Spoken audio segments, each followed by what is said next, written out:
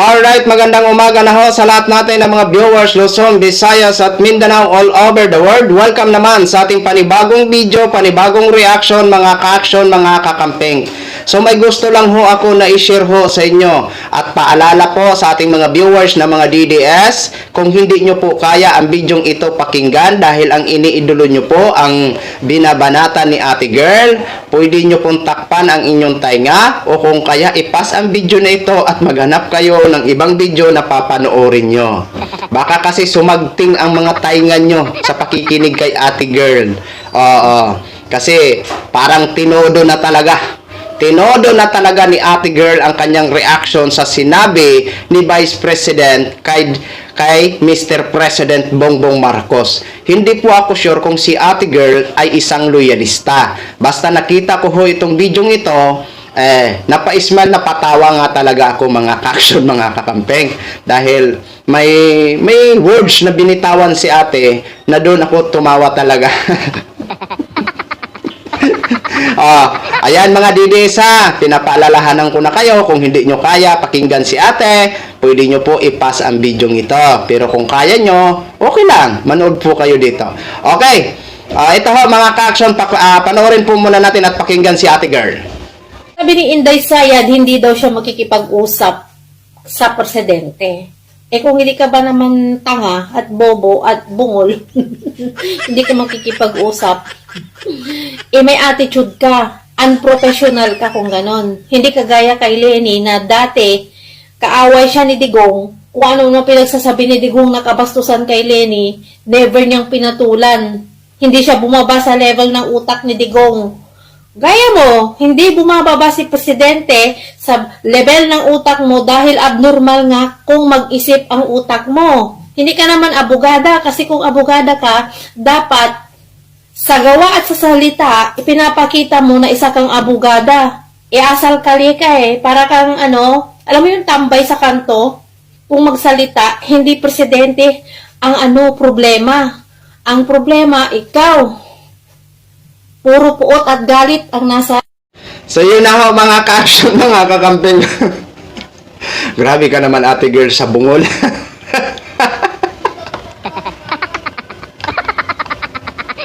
Bungol talaga.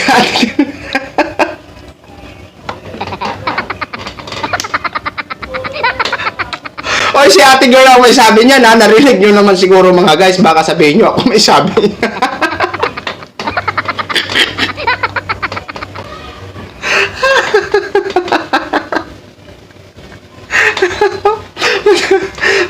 Ang saya-saya talaga sa social media.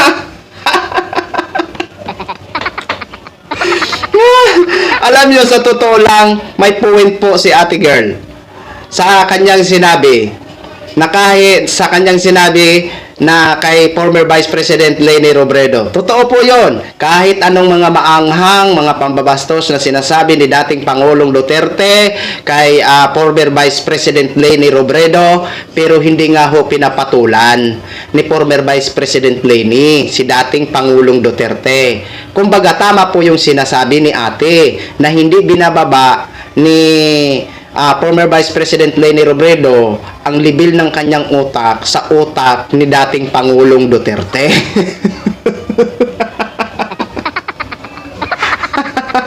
Diba? Totoo naman yun Di ba?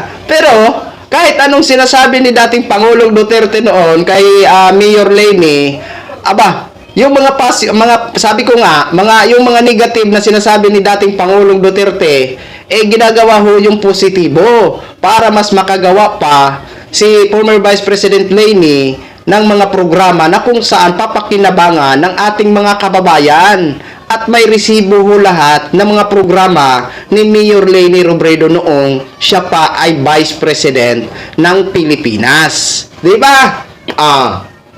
Ngayon, baliktad ngayon. Si Vice President Sara Duterte ang mahilig magparinig o magpatutsada kay Mr. President Bongbong Marcos.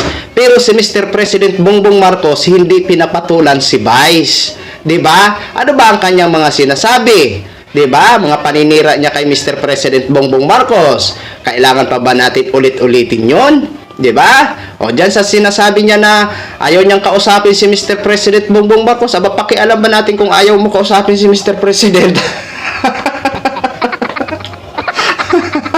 Okay, pakialam ba namin, Vice, kung ayaw mo makipag-usap kay Mr. President Bongbong Marcos? 'Di ba? So kumbaga, ito si Mr. President, hindi niya pinapatulan si Vice President. Kumbaga, hindi niya binababa din ang kanyang level ng kanyang utak sa utak ni Vice President Sara Duterte. 'Di ba? Kaya kumbaga baliktad nga po mga ka-aksyon. 'Di ba? Kung ano man ito mga paninira, mga birada ni Vice President kay Mr. President Bongbong Marcos, kumbaga mga negatibong komento ni Vice President, ginagawang positibo ni Mr. President Bongbong Marcos para mas makagawa pa siya ng maraming programa na kung saan napapakinabangan ng ating mga kababayan. 'Di ba? So ganun din ang siste ng mga panahon ni dating Pangulong Duterte at ni former Vice President Leni Robredo. Nagigets nyo mga ka-aksyon, mga kakampeng? 'Di ba? Alam nyo, kahit ano sabihin nito ni Vice President Sara Duterte, ang maniniwala lang sa kanya yung mga panatiko talaga niya na mga supporters. Pero yung ibang mga supporters ng mga DDS na matatalino at marunong mag-isip kung tama ba itong sinasabi ni Vice na walang ginagawa ang Pangulo, tama ba itong sinasabi ni Vice na hindi nagtatrabaho ang Pangulo. Kung matalino kang DDS, abay, sa tingin ko hindi ka maniniwala sa sinasabi ni Vice dahil nakikita mo ang katotohanan. 'Di ba mga ka-aksyon, mga kakampeng? Yan ang kunan lang ho natin ng base. Pero yung mga panatiko na mga DDS ay talagang maniniwala ho yan. Kahit anong sabihin niya ni Vice President Sara Duterte kasi nga panatiko sila. Pero yung mga hindi panatiko, dalawang isip pa yan kung maniniwala sila sa sinasabi ni Vice dahil nakikita nilang katotohanan. 'Di ba?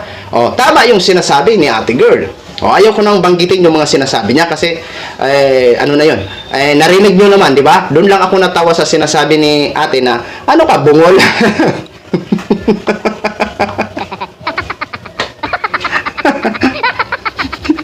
Mga DDS, kaya nyo pa ba? Ito din ang mga iba ng mga DDS na mga vlogger o creator sa Facebook, no? Kung makabira din kay Mr. President Bongbong Marcos, akala nyo piling matalino, 'di ba? Kaso lang ang iba diyan ng mga creator sa Facebook, lagi natin nasusupalpal sa kanilang mga kasinungalingan.